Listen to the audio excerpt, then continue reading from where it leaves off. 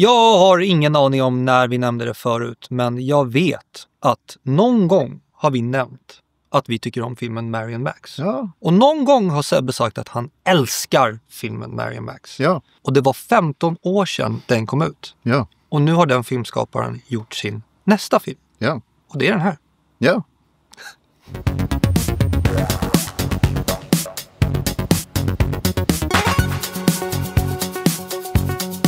Memoir of a Snail är skriven och regisserad av Adam Elliott. Grace Puddle är en samlare och väldigt ensam i en värld som är otroligt stor och svår. Jag ska vara ärlig, jag älskar Marion Max också. Ja. Men jag tror inte jag älskar Marion Max lika mycket som du älskar Marion Max. Så att för mig var det också väldigt pepp att se att den här filmen skulle komma ut. Vet du någonting om varför det har tagit så lång tid för att han skulle göra en ny film? Det är ju väldigt tunga ämnen i hans filmer. Han är väldigt medveten om mänsklighetens problem och lidande, om man säger så. Så att det kan ju ha någonting med det att göra, och att han är en konstnär som vill ha perfektion. Men ja, det har tagit 15 år. Men han har blivit Oscars-nominerad. Ja, med all rätt. Han har ju en Oscar i bagaget. Varför får inte han göra film hela tiden? Och en av anledningarna till att det har tagit tid är för att det tar tid.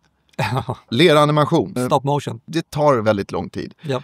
Det är en konstform i sig. Och vi har pratat om det förut. Och det är otroligt vackert. Jag håller med, och det passar liksom den estetiken han vill få fram också i sina filmer. Marion Max hade ju en väldigt specifik estetik. Grå och brun i princip. Och det funkade väldigt, väldigt väl. Den här filmen är lite mer färgglad.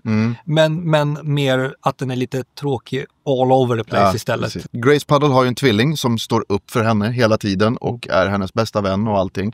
Hon är ju ensam och mobbad, och det är verkligen synd om Grace. Och de här två separeras och behöver bo liksom på olika platser. Och det är ju inte nog med att man separerar syskon, det är tvillingar man separerar. Så att man förstår ju att det här sätter igång ett extremt stort lidande hos de båda två. Även om det verkligen är dyster i både ton och färg och handling, så finns det liksom det är kärlek som ligger där under och försöker tränga sig igenom. Vilket är väldigt likt från Marion Max också. Ja, det som han gör som är så himla genialiskt med sina filmer, det är att generellt sett så är filmen dyster, blek och grå och allt är skit. Men sen så kan han hitta liksom de här små ljusglimtarna i livet. Så trots att det är hemskt, trots att det är jobbigt, så finns det ljusglimtar fortfarande. Jag kan inte komma på en annan film där en karaktär går igenom så många jobbiga saker en människa kan behöva gå igenom, men ändå ta sig igenom det. Det är makalöst egentligen det han lyckas med i den här filmen. Den påminner väldigt mycket om Marion Max. Ja. Jag såg om Marion Max innan den här filmen. Den har samma förutsägbarhet. Men jag tycker inte det gör någonting. Nej. För historien är så fantastiskt berättad och karaktärerna är så lätta att komma ihåg. Humorn är klockren, sorgen är liksom, den är där ständigt och den berör mig. Och även om den är förutsägbar så tycker jag ändå att båda de här filmerna är homeruns. Och det är så här, bara för att du gör mänsklighetens lidande på något sätt igen i en annan form betyder ju inte att mänsklighetens lidande tar slut. Nej. Och att det ska slutas berätta om det människor utsätts för i den här världen.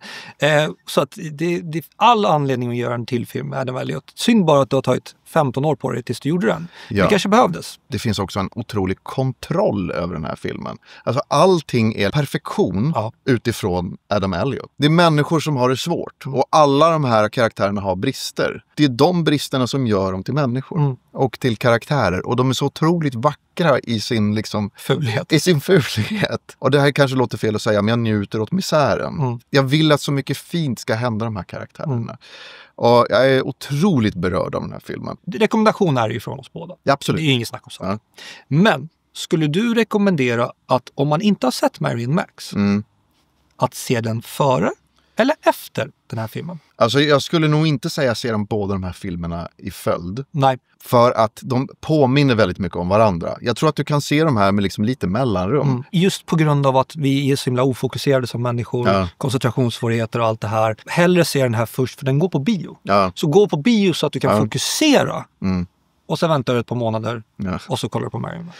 det jag hoppas med den här filmen är att den når ut mycket mer. Ja. Det är en australiensisk produktion. Ja. Vilket gör att den inte riktigt når ut till hela världen på samma sätt som en amerikansk film skulle ha gjort.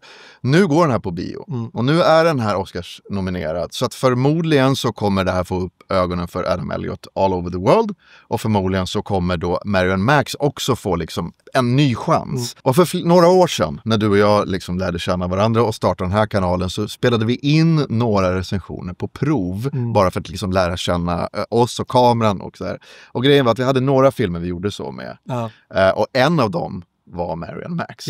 Yes. Men vi släppte ju aldrig den. Och vi kommer aldrig släppa den. Och om jag nu har den kvar så såg det ut så här. Marion Max. Marion Max. Och det här är en sån här film som jag har rekommenderat otaliga gånger till jag vet inte hur många människor. Det är en animerad film, men den är bara gjord för en vuxen publik. Barn kommer inte förstå sig på den här filmen alls.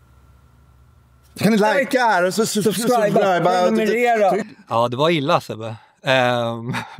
Men man behöver börja någonstans för att växa. I någonting annat. Ja. Och det var där vi började. Ja. Med en film vi älskade. Och den här filmen kommer jag ha med mig länge. Jag kommer se om den. Jag kommer rekommendera den här. Allt. Adam Elliott gav inte Sebbe någon anledning till att sluta älska honom och hans filmer. Så innan ni går och kollar på den här filmen får ni väldigt gärna trycka på prenumerera på vår kanal. Och tack för att ni tittade. Vi ser fram emot att snacka mer film med er framöver. Hur låter en snigel? Ja.